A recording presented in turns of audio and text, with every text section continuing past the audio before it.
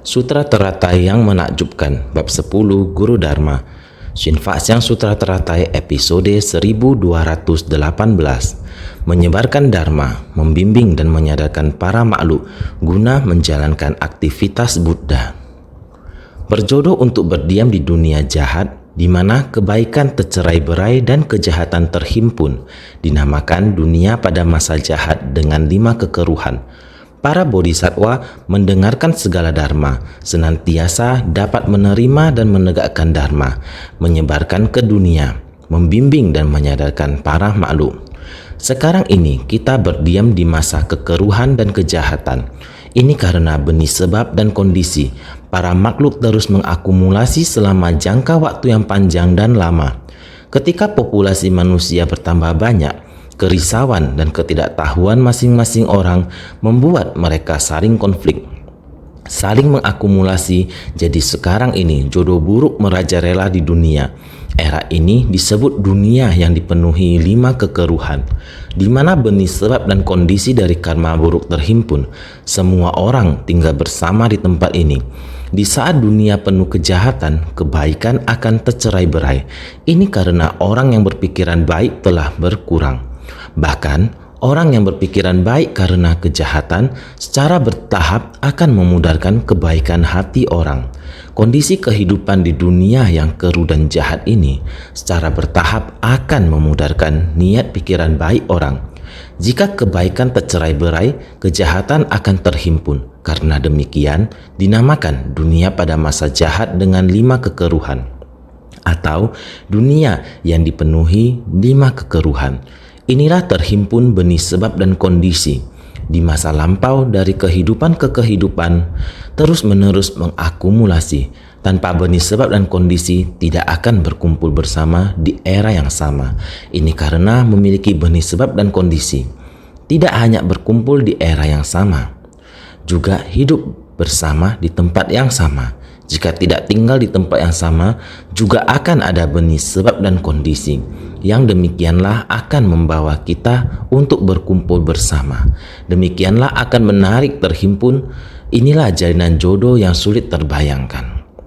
Jalinan jodoh, kita harus menghargai jalinan jodoh. Saat jalinan jodoh berkumpul, saat kita tinggal di dunia jahat pun, kita harus selalu waspada. Di era sekarang ini, kebajikan pelan-pelan akan dipengaruhi oleh keadaan luar, oleh kejahatan yang mengelilinginya. Oleh karena itu, kejahatan akan mengambil alih. Inilah yang kita takutkan. Inilah bagaimana dunia yang dipenuhi 5 kekeruhan terjadi. Terjadi seperti ini. Lalu, bagaimana dengan bodhisattva? Bodhisattva mendengarkan segala dharma, senantiasa dapat menerima dan menegakkan dharma, menyebarkan ke dunia, membimbing dan menyadarkan para makhluk. Apabila para makhluk menderita, maka bodhisattva membangkitkan tekad untuk menolong. Sejak dari kalpa yang tak terhitung lalu, mereka selalu membangkitkan tekad. Dari kehidupan ke kehidupan akan selalu berada di dunia, mendengarkan, membabarkan, dan mewariskan dharma. Inilah bodhisattva. Mereka selalu memiliki tekad hati yang demikian. Oleh karena itu, mereka mendengarkan segala dharma dan senantiasa dapat menegakkannya. Bukan saja hanya mendengarkan, mereka masih merenungkan dengan sungguh-sungguh bagaimana dapat menyebarluaskan dharma di dunia, bagaimana membimbing dan menyadarkan para makhluk. Mereka ingin mengubah jalinan jodoh buruk menjadi jalinan jodoh yang baik. Di tengah-tengah keburukan masa ini, menemukan cara untuk mengumpulkan kebajikan, mengubah keburukan menjadi kebajikan. Inilah yang selalu bodhisattva harapkan. Melihat era modern saat ini, selain ketidakselarasan 4 unsur alam ini, tanah, air, api, dan angin sudah tidak selaras. Begitu tidak selaras, maka akan sering terjadi bencana. Gempa pada masa sekarang ini terjadi gempa, bahkan gempa sekarang semakin lama semakin kuat. Ini yang buat kita sangat khawatirkan. Gempa dangkal menyebabkan goncangan hebat. Bangunan di atas tanah hancur dalam sekejap. Manusia, jiwa kehidupan juga terluka dan meninggal. Berapa banyak bencana yang terjadi di dunia? dalam beberapa tahun terakhir ini, mereka yang memiliki rasa cinta kasih dapat mengumpulkan cinta kasih ini tidak peduli seberapa jauh daerah bencana. Yayasan Kemanusiaan Internasional bergegas mencari cara untuk membantu. Bodhisatwa dunia merasa ini adalah tugas mereka untuk membantu, bukan sekedar mengumpulkan barang dan membawanya ke sana. Bahkan menggunakan tubuh dan pikiran untuk mendekati para korban bencana seperti satu keluarga. Menghibur dan menyayangi dengan cara ini. Bencana gempa memang seperti ini. Bencana angin, banjir, kebakaran, apapun jenisnya atau bencana akibat ulah manusia bukanlah 4 unsur tidak selaras. Itu karena hati dan pikiran manusia tidak selaras menyebabkan bencana besar. Banyak orang mengungsi. Era ini sudah berlangsung lama. Dari segi sejarah sudah ada pergolakan antar negara, selalu berawal dari tidak selarasnya pikiran. Selama berabad-abad, terutama di jalan modern, para pengungsi telah melarikan diri kemana-mana. Mereka berasal dari banyak negara, Suriah, Irak, Afghanistan, dan negara lainnya. Apakah itu mengungsi karena petaka akibat ulah manusia ataupun bencana alam, ataupun yang mengungsi karena kemiskinan, sehingga tidak bisa lagi bertahan di negara tersebut. Mereka memilih keluar, berharap menemukan kedamaian, kestabilan, dan sumber mata pencaharian. Mereka terpencar ke segala arah. Jadi kita berkontribusi untuk membantu para pengungsi ini. Tapi itu tergantung pada sebab dan kondisi pendukung. Mereka yang memiliki jalinan jodoh dengan kita dapat dibantu oleh para insan suci. Di sebuah kamp pengungsian besar di Jordania, tenda dipasang langsung di atas tanah. Saat hujan, air hujan bisa masuk ke dalam tenda. Di dalam tenda-tenda ini mereka tidak punya apa-apa. Sewaktu hujan, biasanya orang duduk di tanah atau berbaring di tanah untuk tidur. Saat hujan, kita bisa menempatkan diri kita di posisi mereka. Bagaimana mereka bisa tidur? Mereka tidur terkena air hujan, selimut mereka terendam air hujan, tetapi masih membungkus diri dengannya. Bagaimana bisa mereka tidur? Bayangkan apa rasanya hidup seperti ini. Ini adalah penderitaan yang tak terkira. Di atas petaka akibat ulah manusia, ada juga bencana karena cuaca. Mereka benar-benar menderita. Beberapa dari mereka lebih diberkati, namun dalam jumlah yang kecil, mereka memiliki uang atau status sosial sehingga bisa keluar dari posko pengungsi. Di Turki, ada sekumpulan orang, mereka mempunyai sebab dan kondisi untuk memasuki kota. Dibandingkan dengan hidup yang indah di masa lalu dan sekarang dengan status sebagai pengungsi, tentu hidup mereka pastinya sudah berbeda. Di masa lalu, mereka harusnya banyak dikenal, kaya dan berkedudukan. Barulah mereka memiliki sebab dan kondisi pendukung untuk bisa sampai ke kota yang ada di Turki. Akan tetapi, mereka tetap susah untuk memiliki kehidupan normal. Orang dewasa tidak dapat bekerja. Ini adalah peraturan pemerintah bagi pendatang. Sebelum mereka memiliki status warga negara yang sah di negara tersebut, mereka tidak dapat bekerja. Hanya menghabiskan tabungan, tidak banyak uang yang mereka bawa keluar. Jadi anak-anaklah yang mencari kerja. Usia 7, 8, 9, 10, dan 11 tahun bekerja sangat keras. Anak-anak seusia ini dapat bekerja di sini, menghasilkan sedikit uang untuk menghidupi keluarga. Ada yang lebih punya berkah, ada jodoh, bisa bertemu dengan orang yang mempunyai cinta kasih di ceci. Insan ceci menarik jalinan jodoh dari satu benang, bisa membuat mereka sekolah, menenangkan keluarga mereka. Ini adalah di tengah kemalangan para pengungsi, pelarian mereka dan kesulitan di dunia.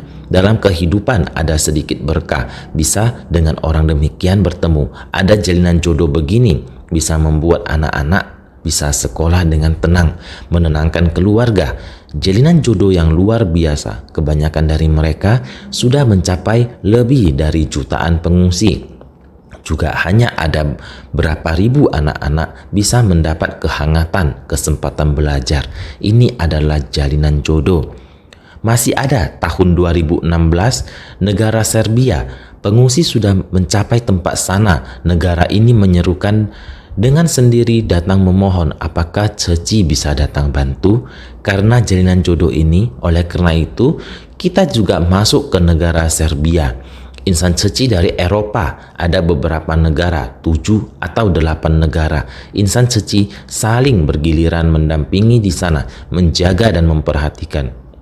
Dalamnya ada berapa banyak kisah yang memilukan. Kisah penderitaan sangat banyak, sukacita. Kisah yang bisa dirayakan juga ada. Dapat dilihat bahwa anak berumur 13 atau 14 tahun, Kais, dia ikut orang tuanya melarikan diri karena bencana, telah melewati banyak negara selama waktu 3 atau 4 tahun. Akhirnya melarikan diri hingga datang ke Serbia. Jalinan jodoh ini, Kais adalah anak tertua. Kais ini sejak berumur 8 atau 9 tahun sudah mulai melarikan diri dari bencana. Terus hingga saat ini, perasaan dia terhadap penderitaan di dunia di dalam hatinya sangat tidak stabil. Terus hingga mengenal insan Ceci baru mulai memunculkan senyuman. Pada waktu itu, ibunya setelah melihat anaknya sudah tersenyum, putrinya juga telah tersenyum. Ibu juga menampilkan ekspresi bersyukur. Organisasi kemanusiaan yang telah ditemui, tidak ada satupun yang mirip dengan organisasi ini. Begitu tulus untuk menemani kami, mencintai dan melindungi kami, membuat anak-anak kami telah memunculkan senyuman.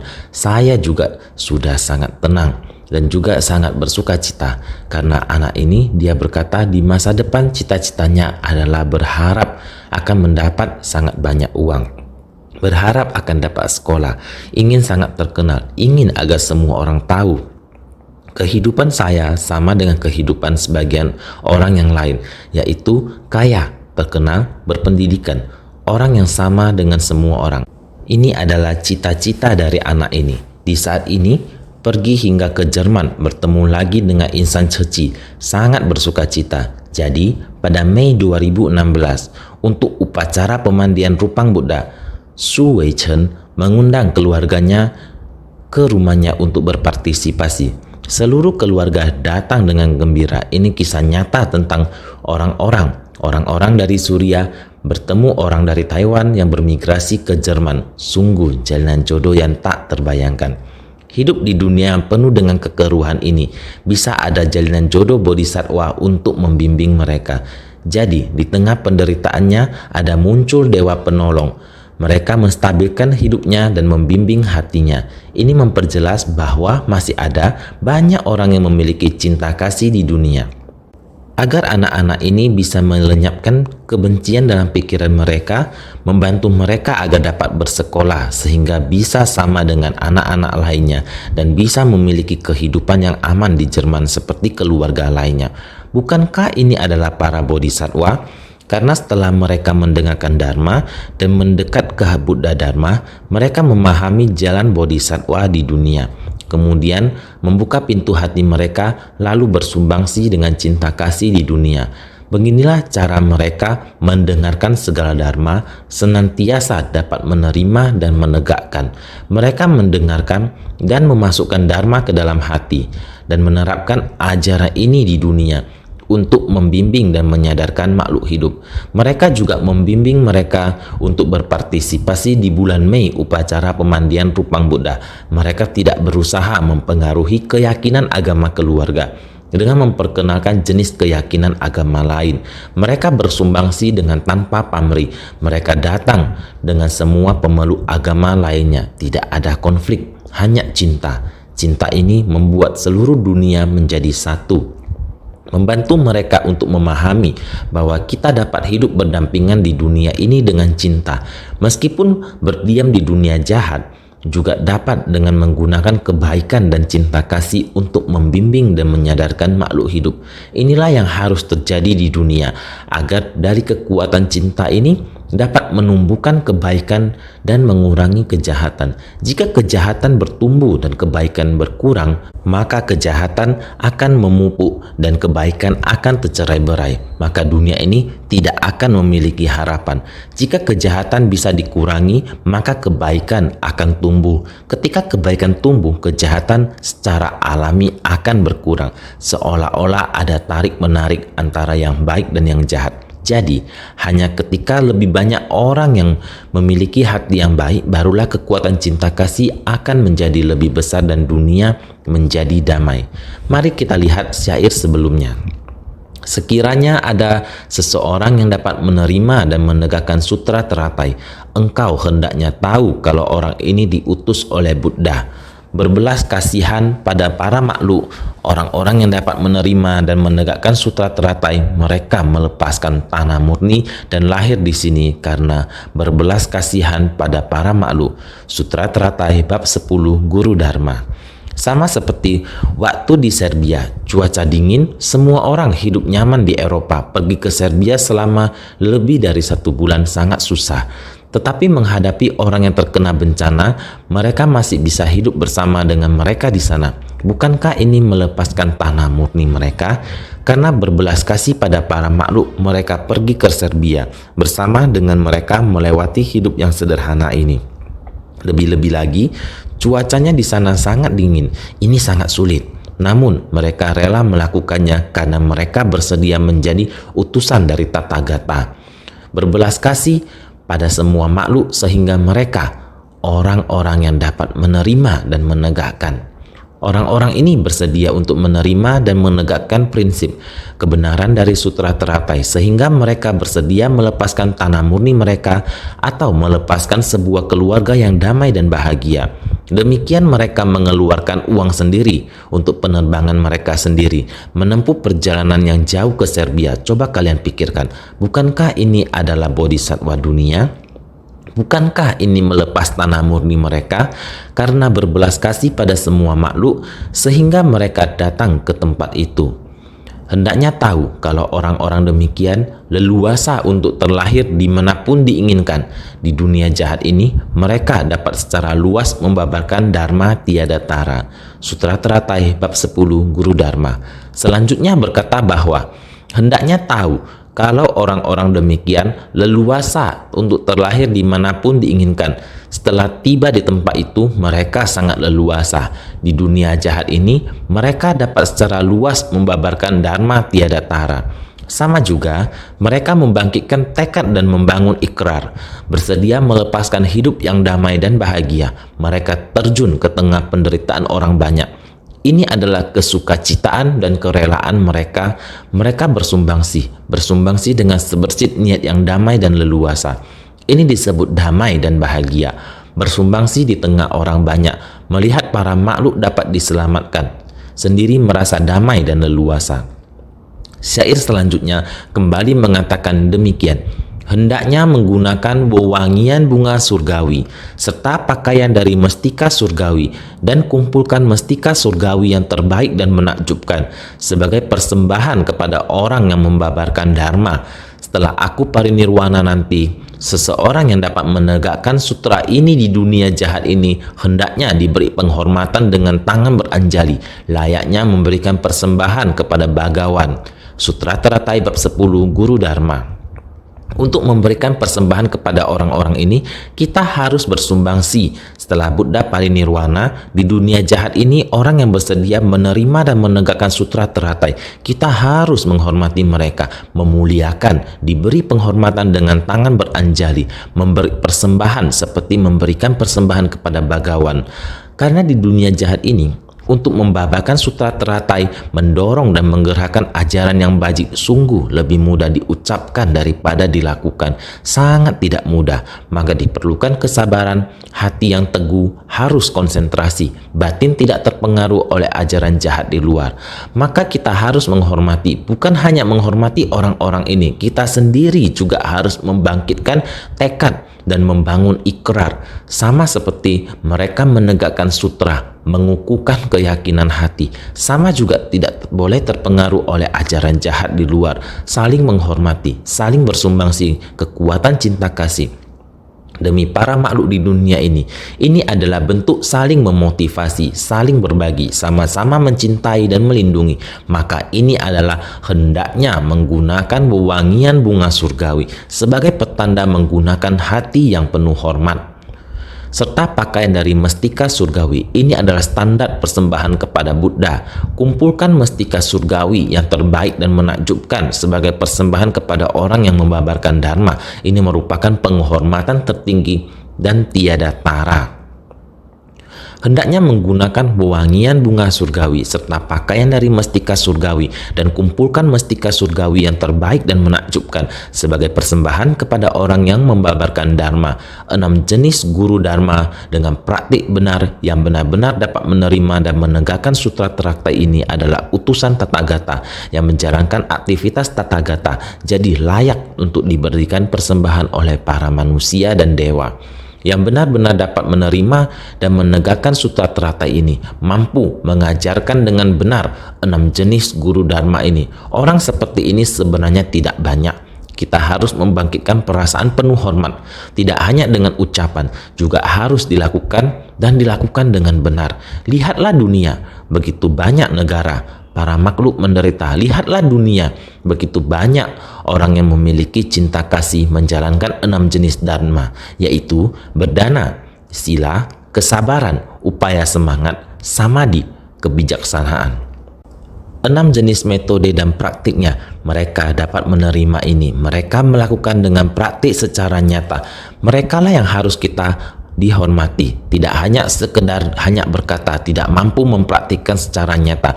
Ini tidak ada gunanya. Maka diperlukan bisa mengucapkan, mempraktikkan. Dharma masuk ke batin, dipraktikkan dalam kehidupan sehari-hari. Bisa mengucapkan dan bisa mempraktikkan.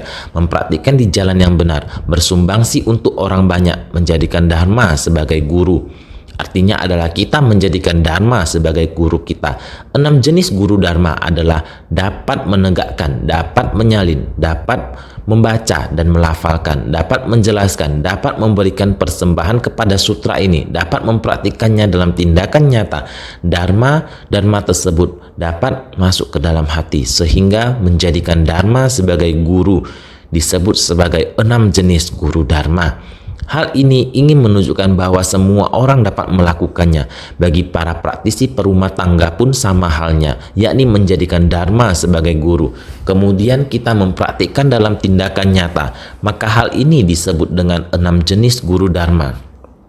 Bukanlah sebutan guru dharma yang biasanya kita pakai. Bukanlah saya sendiri. Bukan, melainkan semua orang setelah mendengarkan dharma dapat membicarakan, dapat menyebarkan, barulah bisa disebut sebagai penyebar dharma, praktisi dharma.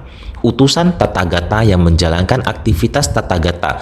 Jika semua orang bisa seperti ini, melakukan 6 jenis dan puluhan ribu praktiknya, menjadikan dharma sebagai guru, maka bisa disebut sebagai utusan Tathagata yang menjalankan aktivitas Tathagata. Jadi layak untuk diberikan persembahan oleh para manusia dan dewa. Inilah yang layak diberikan persembahan oleh para manusia dan dewa. Mereka yang dapat mempraktikkannya, membicarakan, menyebarkan, dapat menerima dan menegakkan, mereka layak untuk dihormati oleh semua orang. Setelah aku parinirwana nanti, seseorang yang dapat menegakkan sutra ini di dunia jahat ini, setelah Buddha parinirwana, orang yang dapat menegakkan sutra teratai di dunia jahat ini. Jadi Sang Buddha berkata, setelah aku parinirwana nanti, seseorang yang dapat menegakkan sutra di dunia jahat ini. Buddha berkata bahwa setelah beliau parinirwana, dunia akan menjadi semakin keruh, dan di masa depan dunia yang dipenuhi dengan 5 kekeruhan ini yang bisa menerima dan menegakkan sutra ini yakni sutra teratai yang menakjubkan. Buddha sangat khawatir bila ia memasuki parinirwana akan sulit untuk meneruskan sutra dalam dunia dengan 5 kekeruhan. Oleh karena itu, selama masa Sang Buddha, beliau selalu menganjurkan agar tiap orang harus membuat persembahan dan mementingkan sutra, bahwa mereka yang menerima dan menegakkan sutra ini harus dihormati dan dihargai oleh setiap orang. Sama seperti mereka menghormati dan menghargai Sang Buddha semasa hidupnya. Sutra sebelumnya telah dijelaskan oleh Sang Buddha dengan cara ini, dan sekarang syairnya diucapkan sekali lagi. Ini adalah utusan Tathagata yang diutus oleh Sang Buddha, harus menerima dan menegakkan, menyalin, membaca dan melafalkan. Harus mengerti untuk bersumbangsi demi sutra ini. Memahami isi sutra, kita harus bersumbangsi untuk dunia ini. Ini disebut memberikan persembahan. Memberi persembahan dengan mempraktikkan dalam tindakan nyata. Jadi, hendaknya diberi penghormatan dengan tangan beranjali, layaknya memberikan persembahan kepada bagawan. Hendaknya sepenuh hati dan tulus menghormati orang yang menerima dan menegakkan sutra ini, layaknya terhadap Buddha sendiri. Ini adalah rasa hormat dari lubuk hati. Kita harus memiliki rasa hormat terhadap orang yang menerima dan menegakkan sutra. Rasa hormat yang penuh ketulusan, rasa hormat yang mendalam. Dengan sikap seperti itulah kita harus berinteraksi dengan orang yang menerima dan menegakkan sutra. Sebenarnya, yang dikatakan dengan menerima dan menegakkan adalah menerapkan dan mempraktikkannya. Baru dikatakan menerima dan menegakkan. Saat kita dapat bersumbangsi di tengah orang banyak, juga disebut menerima dan menegakkan. Ajaran dan metode yang diajarkan oleh sutra, kita menerapkannya di dunia ini. Layaknya terhadap Buddha sendiri, kita menerapkan Dharma di dunia dengan cara ini. Membacanya, menyebarkannya di dunia, untuk membantu orang lain agar mereka juga bisa menggunakannya. Dengan begitu, baru benar-benar mendengar, menerima, menyebarkan, dan mengajarkan Dharma. Ini adalah hal yang sangat penting. Maka kita harus sangat bersungguh hati dan dengan hormat memberikan persembahan. Santapan terbaik penuh kelezatan serta berbagai jenis pakaian dipersembahkan pada putra Buddha ini dengan harapan dapat mendengarkan ajarannya bareng sejenak. Seandainya ada seseorang dalam kehidupan mendatanginya, dapat menerima dan menegakkan sutra ini, adalah diutus olehku ke tengah alam manusia untuk menjalankan aktivitas Tathagata. Sutra Teratai bab 10 Guru Dharma. Setiap orang harus bisa memberikan persembahan dan menghormati orang yang menerima dan menegakkan sutra ini, dan orang yang mempraktikkan sutra ini secara nyata. Mereka layak menerima persembahan, yang layak menerima persembahan di tengah orang banyak. Apa yang dipersembahkan tidak terlepas dari makanan, yaitu menggunakan makanan yang paling berkualitas atau pakaian yang paling bagus untuk dipersembahkan pada putra Buddha ini. Ini yang Buddha ajarkan. Barang siapa yang mewariskan ajaran Buddha di dunia, maka dia adalah putra Buddha, dengan harapan dapat mendengarkan ajarannya bareng sejenak, walaupun hanya dalam waktu singkat. Sejenak maksudnya adalah waktu singkat. Apakah itu 1 hari atau hanya beberapa hari? Jika dapat menghormati dengan hati yang penuh rasa hormat dan mendengarkan sutra ini, atau menerima dan menegakkan untuk waktu yang singkat, itu juga akan bermanfaat. Menerima dan memberikan persembahan semuanya adalah pahala. Bahkan jika kamu hanya memiliki waktu yang singkat, sebelumnya sudah kita bahas, bahkan jika kita bisa meyakini walaupun hanya 1 kalimat atau sebait syair, itu juga ada pahala kebajikannya. Sama halnya ketika kita memberikan persembahan kepada orang yang menerima dan menegakkan kitab suci. Kita mendekatinya dan kita dengan sukacita menerima Dharma yang dia babarkan. Meskipun itu hanya sejenak, ini adalah sama seperti halnya di kehidupan mendatang. Bagi mereka yang menerima dan menegakkan sutra ini di kehidupan mendatang, sekarang kita telah menjalin jodoh ini, dan di kehidupan yang mendatang kita akan terus memiliki jalinan jodoh ini. Waktu bagi kita untuk menerima dan menegakkan sutra ini akan sangat lama, dari masa ke masa. Saat ini kita memiliki kesempatan untuk memberikan persembahan. Saat ini kita dengan hati sukacita datang dan mendengarkan. Apakah waktunya panjang atau pendek? Begitulah seharusnya kita memperlakukan mereka yang menerima dan menegakkan sutra. Sang Buddha berkata, diutus olehku ke tengah alam manusia. Orang-orang ini memiliki jalinan jodoh dengan Sang Buddha. Di zaman Buddha, mereka semua mendengarkan ajaran Buddha. Mereka semua membangkitkan tekad baik bertahan yang lama maupun yang singkat, agar di zaman ini mereka dapat membantu Buddha Dharma tetap ada di dunia ini. Tidak peduli berapa lama mereka melakukan ini, akan selalu ada orang yang menghormati mereka, dan maka dengan sendirinya Dharma akan berlanjut untuk waktu yang lama. Ini adalah yang disampaikan oleh Sang Buddha. Diutus olehku ke tengah alam manusia untuk menjalankan aktivitas Tathagata. Orang-orang yang menegakkan sutra datang ke dunia dengan sebuah misi. Jadi mereka menerima persembahan dari orang-orang dan menjalin jodoh dengan semua orang. Hanya dengan jalinan jodoh ini Mereka dapat terus meneruskan dharma di masa kehidupan mereka yang akan datang. Jadi menyediakan persembahan artinya adalah walaupun hanya bisa mendengarkan sutra ini barang sejenak saja adalah sebuah urusan besar yang paling utama. Walaupun hanya waktu yang singkat seperti ini mendengar sutra ini, sebenarnya sutra ini adalah sebuah urusan besar yang paling utama. Karena sutra ini di dalam alam semesta yang luas, prinsip kebenaran dari terbentuk, bertahan, rusak, dan musnah. Di dalam sutra teratai juga lengkap, bisa memahami prinsip kebenaran sejati dari alam semesta ataupun tubuh manusia, lahir, tua, sakit, dan mati. Harus bagaimana untuk bisa terlepas dari penderitaan di dalam sutra ini juga sangat berlimpah. Jadi kita bisa memahami kelahiran dan kematian, maka kita bisa nyaman dan leluasa. Bukan karma yang membawa kita datang, adalah dengan sendirinya datang karena membangkitkan tekad dan membangun ikrar. Ini adalah makna dari sutra ini. Kondisi batin manusia dalam sejenak muncul, berlangsung, berubah, dan lenyap. Juga sama dalam sutra ini, sangat berlimpah. Untuk sutra ini bisa berdiam di dunia ini, bisa mengalami berapa banyak masalah dan hambatan, perselisihan antar sesama di tengah dunia jahat. Harus bagaimana baru bisa bertahan selamanya, bisa diwariskan terus, ia akan mendapat sangat banyak rintangan. Oleh karena itu, Sang Buddha berusaha sangat keras, selalu berharap setiap orang hendaknya membangkitkan hati penuh hormat, memberi persembahan kepada yang menerima dan menegakkan. Ini adalah perhatian yang paling khusus dari Sang Buddha terhadap sutra ini. Sangat khawatir kelak di masa kemunduran Dharma dari sutra ini apakah ada cara untuk diberikan dan dipraktikkan di dunia. Ini adalah yang paling dikhawatirkan oleh Sang Buddha. Santapan terbaik, penuh kelezatan, serta berbagai jenis pakaian dipersembahkan pada murid Buddha ini dengan harapan dapat mendengarkan ajarannya barang sejenak. Itu sebabnya menyediakan persembahan dengan maksud ingin mendengarkan sutra ini barang sejenak, sebuah urusan besar yang paling utama.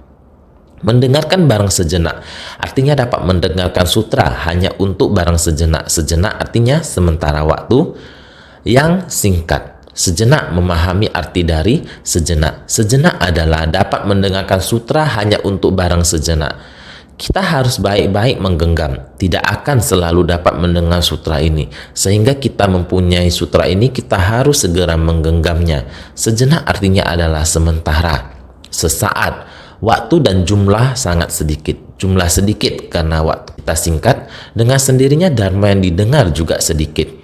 Seandainya ada seseorang dalam kehidupan ini mendatanginya dapat menerima dan menegakkan sutra ini adalah diutus olehku ke tengah alam manusia untuk menjalankan aktivitas Tathagata. Seandainya setelah Buddha parinirwana seseorang dapat menegakkan sutra ini, maka orang ini diutus oleh Buddha untuk terlahir di alam manusia untuk mewakili Buddha dalam menjalankan urusannya. Orang ini adalah utusan pada zaman Buddha yang dititipkan, yang dipesankan, mestinya ada panggilan jiwanya, ada misi kembali lagi ke kehidupan mendatang. Dari kehidupan ke kehidupan hendak menyebarkan dan meneruskan sutra ini, sehingga adalah orang ini diutus oleh Buddha untuk terlahir di alam manusia, untuk mewakili Buddha dalam menjalankan urusannya, mewakili Buddha membabarkan sutra ini, karena sutra ini adalah sifat mendasar Buddha.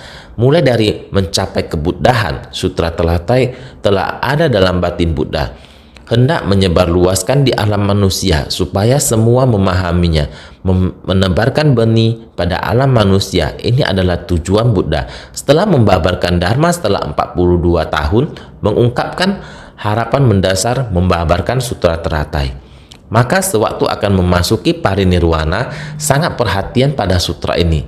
Siapa yang akan meneruskan untuk menerima dan menegakkannya? Di kemudian hari, untuk membabarkan sutra di alam ini akan sulit sekali, karena zaman sekarang adalah dunia yang dipenuhi 5 kekeruhan, dharma baik dan dharma tidak baik di alam manusia saling konflik di antaranya. Menggunakan kebajikan, setiap orang harus melakukan kebajikan, sangatlah tidak mudah. Dharma jahat sangatlah kuat. Dunia semakin lama juga merasakan pendidikan sangatlah tak terbayangkan. Bagaimana bisa mempunyai pendidikan seperti ini? Kondisi kehidupan juga membuat kita merasakan tak terbayangkan. Orang sekarang kenapa sandang, pangan, papan, dan transport dari kehidupan seperti apakah itu dilihat dari sudut prinsip benar-benar tidak terbayangkan, selalu merasa tak berdaya. Bisa terlihat energi kekeruhan sekarang sudah membuat orang merasa tak berdaya. Kalian pikirkan, bukankah ini yang paling dikhawatirkan Buddha? Maka kita sebagai pendengar Dharma, menegakkan Dharma, setiap orang harus menggunakan batin yang teguh, selalu bersungguh hati menegakkan Dharma, menyebarkan Dharma, harus senantiasa lebih bersungguh hati.